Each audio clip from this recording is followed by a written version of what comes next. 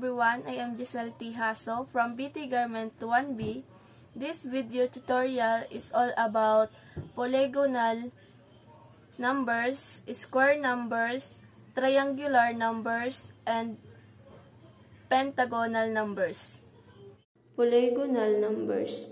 The ancient Greek mathematicians were interested in the geometric shape associated with numbers. For instance, they noticed that triangle can be constructed using 1, 3, 6, 10, or 15 dots as shown in the figure below.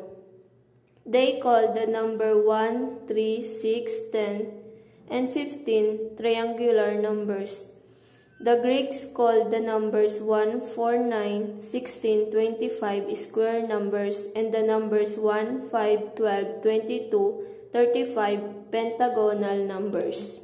Triangular numbers 1, 3, 6, 10, and 15. Square numbers 1, 4, 9, 16, 25. Pentagonal numbers 1, 5, 12, 22, 35.